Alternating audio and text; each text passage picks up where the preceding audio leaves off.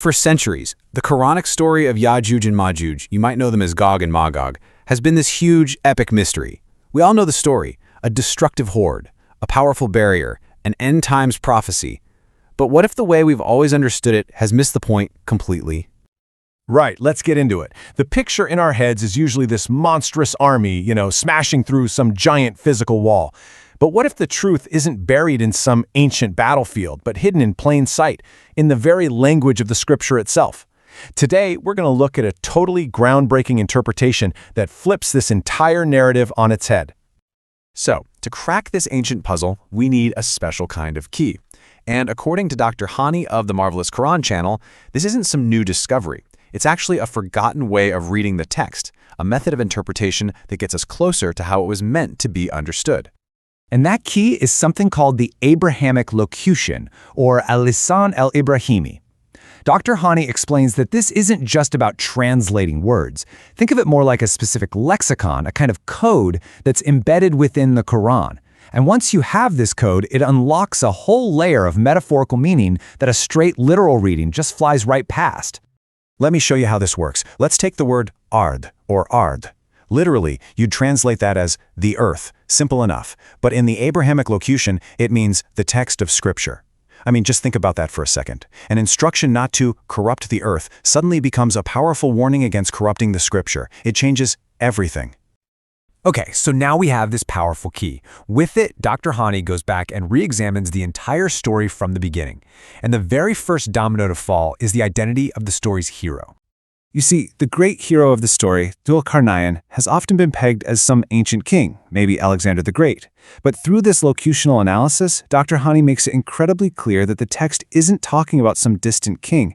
It's actually describing the journeys and the mission of Prophet Muhammad himself.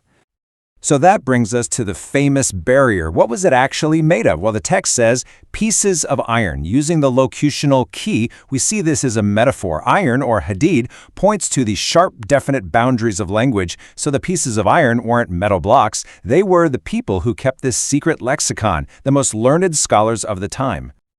And this next part is just brilliant. Molten copper was poured over the iron. As Dr. Hani shows, in the Quran, this copper represents the very essence of pure divine guidance. So what was happening? Prophet Muhammad was using divine wisdom to unite and seal the complex knowledge of these scholars. And when you put it all together, you get this incredible conclusion. The barrier was never a physical wall in a mountain pass. It was a powerful, defensive political alliance. It was forged by Prophet Muhammad with northern Arab tribes to shield them from their enemies. It was a barrier of strategy, not of stone. Now we're getting to the main event. We've got the context, we've got the hero, we've got the barrier, so now we can finally use that same linguistic key to figure out who the story's villains, Ya'juj and Ma'juj, really were. All right, let's break down the name Ya'juj. According to Dr. Hani's analysis, this isn't just some random name. It's a title, a description. It comes from the root word ajaja, which means to incite or to fan the flames of a fire. So Ya'juj literally describes a group of people with a long, defining history of starting wars and stirring up conflict. So what about Ma'juj? Well, in Arabic, the words form as what's called a passive participle. What that means is they are the ones being acted upon. They're the object of the incitement. They're the ones who are easily provoked by Ya'juj, the regional allies who get pushed into fighting the wars that the first group starts. So who were these groups in history? Dr. Hani puts the pieces together and it's crystal clear. At the time of Prophet Muhammad, Ya'juj, the inciters, the warmongers, were the powerful Byzantine Empire. And Ma'juj, they were the regional allies, the local tribes that the Byzantines were constantly goading into conflict with their neighbors. And this reinterpretation, it doesn't just solve some ancient word puzzle. No, it unlocks a jaw-dropping historical prophecy. Because that barrier that Prophet Muhammad created had a real-world, tangible impact that lasted for over 1,000 years. So back in the 9th year of the Hijra, this alliance was formed.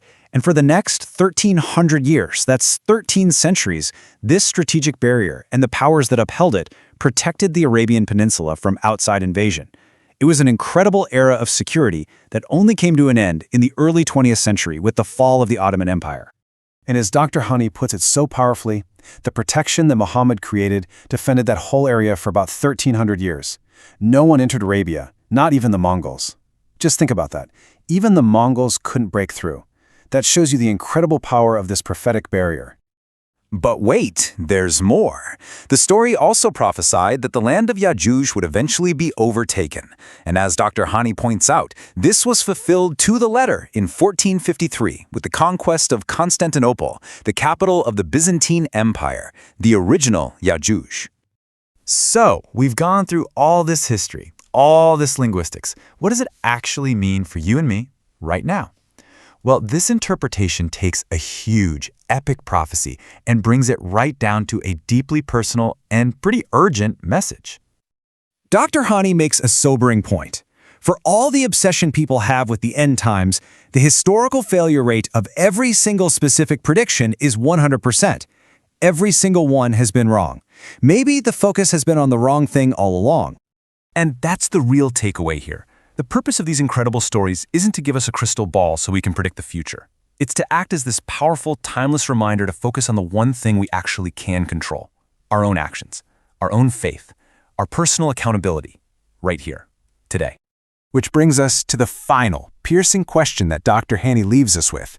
Forget about the world's end time for a moment. What about your end time? If you knew for a fact that your life was going to end tomorrow, what would you do today? Whatever just popped into your head, go and do that.